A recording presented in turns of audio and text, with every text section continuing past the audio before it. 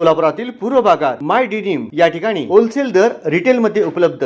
3 jeans मिळवा फक्त 1200 रुपयात आणि 3 टी शर्ट मिळवा फक्त 1000 रुपयात। वळसंग पोलीस ठाण्याच्या हद्दीतील मौजे मद्रे शिवारात सुरू असलेला बनावट देशी दारूचा मोठा कारखाना पोलिसांनी उद्ध्वस्त केला आहे। या कारवाईत सुमारे 1,54,00,000 रुपयांचा मुद्देमाल जप्त करण्यात आला आहे। दिनांक 24 जानेवारी 2026 रोजी वळसंग पोलीस ठाण्याचे सहाय्यक पोलीस निरीक्षक राहुल डोंगरे यांच्या नेतृत्वाखाली पोलीस पथक मद्रे गाव परिसरात पेट्रोलिंग करत होते।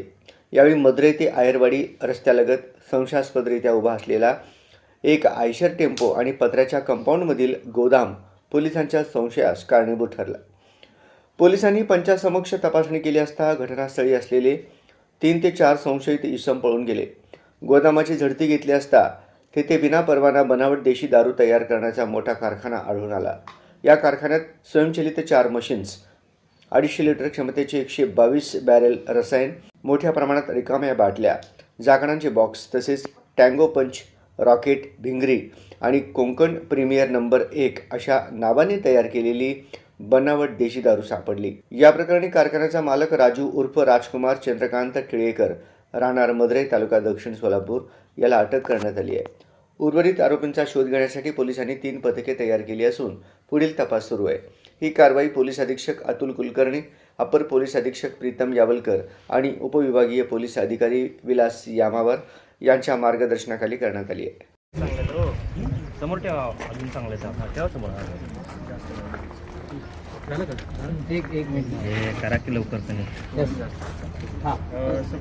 पोलिसांनी एक मोठी कारवाई केलेली आहे, 1 कोटीपेक्षा जास्तचा मुद्देमाल जप्त केला। कशा पद्धतीची कारवाई? वळसंग पोलीस स्टेशन हद्दीत मद्रे गावामध्ये एक माहिती होतं की काही इलिगल दारू बनवणे वगैरे चालू आहे।